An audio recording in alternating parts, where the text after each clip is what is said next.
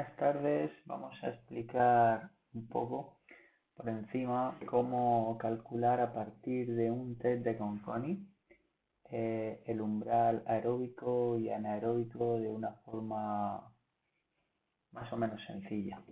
Bueno, aquí tenemos un test que hemos realizado con incrementos de 10 vatios cada minuto y lo podemos ir observando aquí en esta gráfica de potencia. Bueno, hemos hecho un calentamiento primero y hemos empezado a 120 vatios un minuto, 130, 140, 150, 160, no hasta que hemos extenuado, sino hasta que hemos llegado a unas 10 pulsaciones por encima de lo que consideramos ya que es nuestro umbral anaeróbico. Ya hace tiempo que hemos hecho muchos y sabemos que va a estar por ahí. Por lo tanto, en un test de Conconi, si lo que queremos es determinar el umbral aeróbico y anaeróbico, no tenemos por qué extenuar. Veremos después que hay una forma en la que podemos prever cuál sería nuestra extenuación directamente sin tener que acabarlo, pero bueno, lo comentaremos después. Entonces aquí lo que vemos es que estamos un minuto a 120 vatios y en la gráfica de arriba tenemos el pulso. ¿Qué hago? Pues en un papel apunto 120 vatios, me vengo aquí y vengo las pulsaciones a las que termino ese minuto, en este caso sobre 132. Nos vamos al siguiente tramo, que es 130 vatios, y veo que al final he acabado sobre 133 pulsaciones más o menos. Entonces, todo esto lo voy apuntando, potencia y vatios al final del minuto, no a la mitad, sino al final porque he tenido tiempo ya de estabilizar el pulso, más o menos, aunque lo suyo sería 3 minutos, pero bueno, haciéndolo con un minuto para lo que queremos también es bastante exacto. Y una vez que tenemos esto, nos pasamos a una hoja de Excel y tal que así, vamos a ampliar esto un poco, tal que así lo vamos apuntando, la potencia y la frecuencia cardíaca. El último escalón a 320 vatios y hemos alcanzado una frecuencia cardíaca de 190. En mi caso, la frecuencia cardíaca máxima que podría alcanzar en un test de Conconi extenuando a tope sería sobre 196, 197 pulsaciones. Pero como he dicho, no es necesario extenuar a tope. Bien. Eh, Luego, ¿por qué he empezado a 120? He empezado a 120 porque voy a necesitar sobre 3-4 escalones por debajo de lo que aproximadamente sería mi umbral aeróbico para poder determinarlo. Y al mismo tiempo sobre 3-4 escalones por encima de lo que considero que actualmente sería mi umbral anaeróbico. ¿Vale? Y ahora veremos cómo lo he hecho. Bien, pues el método clásico que hasta ahora hay mucha gente lo hace para determinar el umbral anaeróbico con un test de Conconi, es el que ponen una gráfica, en el eje X ponen la potencia, en el eje Y las pulsaciones y, pues bueno, cuando se produce una inflexión en la recta central y los últimos 3-4 tramos, ahí es donde se considera que es el punto del umbral anaeróbico. Eh, pero no se había establecido hasta ahora una forma de poder determinar el umbral aeróbico. ¿Qué hemos hecho en Volata? Bueno, vamos a ver. Eh, Lo que hacemos son dos tablas paralelas a la primera, en la que En la primera tabla, en lugar de poner la frecuencia cardíaca, vamos a hacer la frecuencia cardíaca elevada a 0,01. Por lo tanto, al elevar un número a otro menor de 1, el número resultante es más pequeño. Y en una segunda tabla vamos a hacer lo mismo, pero la frecuencia cardíaca, el resultado, lo vamos a elevar a 9. ¿Cómo se hace esto en Excel? Bueno, en este caso sería 120 de potencia, la frecuencia cardíaca serían 132, pondríamos igual potencia, abro paréntesis, B2, que sería 132, punto y coma, 0,01. Vale, y copio la fórmula para abajo. Entonces, obtengo, cogiendo de aquí la frecuencia cardíaca, tengo los mismos resultados que aquí, pero elevándolo a 0,01 y obtengo unos valores muy pequeños, desde 1,05 hasta también 1,05, ya lo que se diferencian son los decimales finales. Y por el contrario, en esta segunda tabla, que sería para determinar el umbral aeróbico, en lugar de elevarlo a 0,01 lo vamos a elevar a 9. Por lo tanto, los números que nos van a resultar de elevar la frecuencia cardíaca en cada tramo de potencia va a ser grandísimo.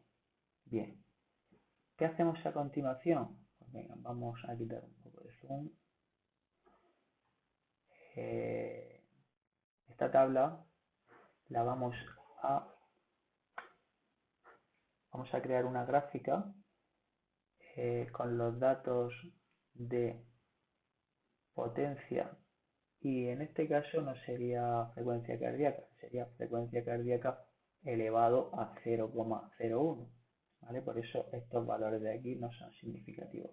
Lo que sí nos va a importar va a ser la forma de la gráfica. Bien, y en esta segunda gráfica, que es totalmente diferente a esta, va a ser de elevar la frecuencia cardíaca a 9.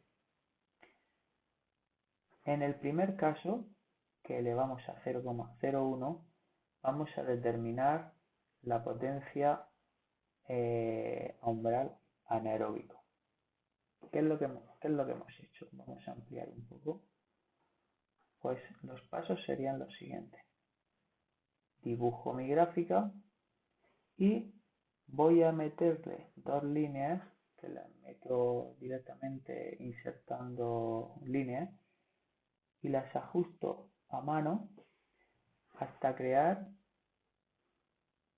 una línea que se adapte más o menos a la zona central y la prolongo, y otra línea que se adapte en los 3-4 últimos puntos centrales, los puntos finales, perdón. Entonces, ¿qué es lo que pasa? Que de esta línea última, bueno, incluso esta primera no hubiera hecho falta que la dibujara.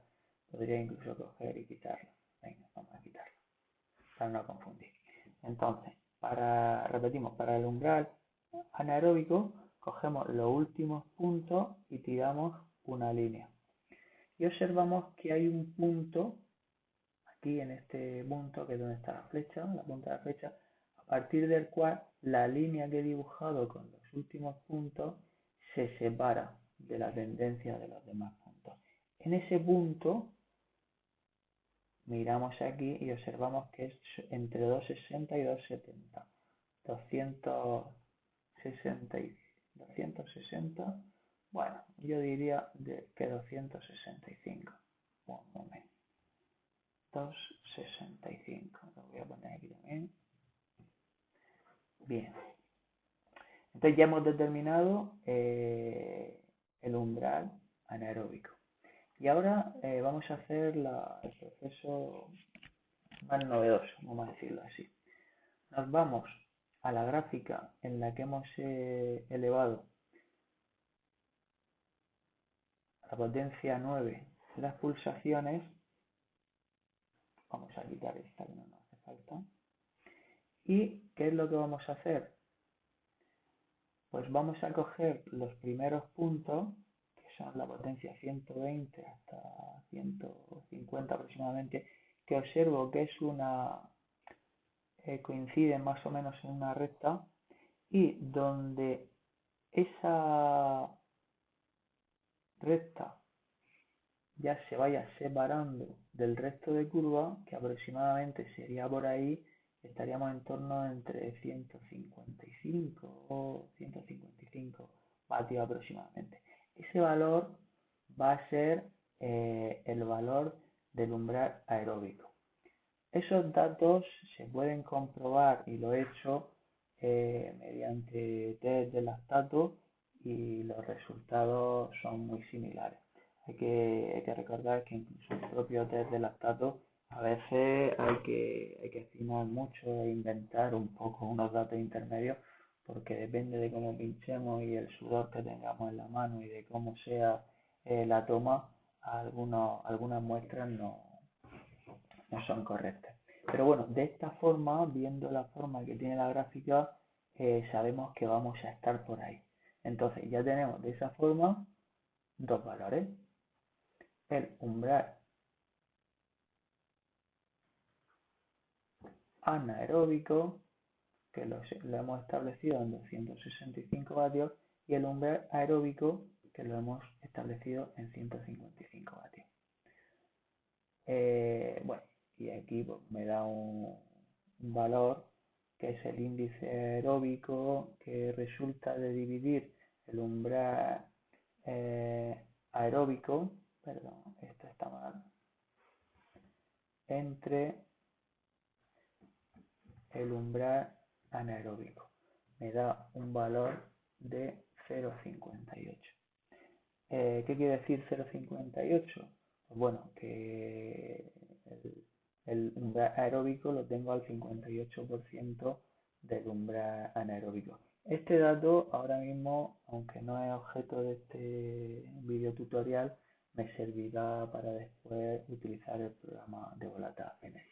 Bueno, y de esta forma, pues a partir de un test de Conconi, podemos obtener nuestro umbral aeróbico y anaeróbico de una forma muy exacta. Cabe destacar que estos valores de umbral aeróbico y anaeróbico incluso pueden variar a lo largo de 2-3 días, dependiendo de cuándo lo hagamos. Si descansamos más, si descansamos menos, no siempre tenemos el mismo valor en el mismo punto. Nos sorprenderíamos si hiciéramos pruebas cada 2 o 3 días, cómo pueden ir cambiando en función a nuestro estado de forma.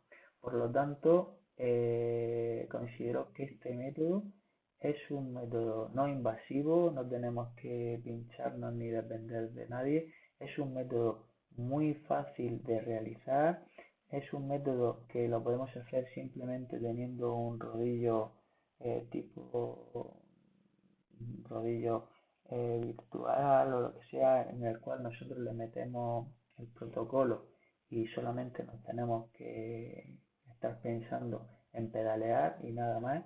Y sí que tenemos que tener en cuenta una cosa, que la ventilación sea correcta, que vayamos hidratados.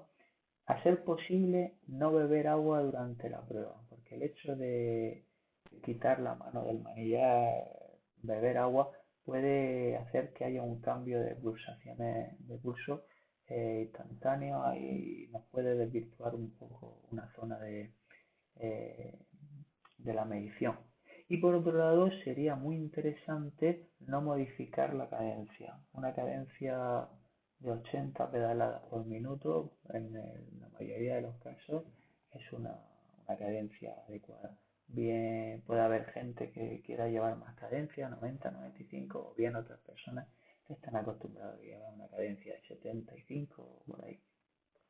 Sea la que sea, no importa. Lo que sí que es interesante es que se mantenga en todo momento esa cadencia, porque sabemos que a una misma intensidad el bajar un poco la cadencia, en la mayoría de los casos supone que bajen las pulsaciones. Entonces, como de lo que se trata es que las pulsaciones sean lo más estable y lineales posible, tenemos que tener esos aspectos muy en cuenta. Primero, no beber agua durante la prueba, por lo menos no en la fase de calentamiento, sino en la fase que dure este, este test, que son unos 20 a 25 minutos, y llevar una potencia lo más constante posible y bueno, y ya está, y grabar los datos. Y luego a continuación, pues manejar un poco Excel y tirarnos allí un rato.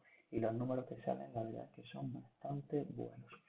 Bueno, pues espero vuestros comentarios y hasta la próxima. Venga, un saludo.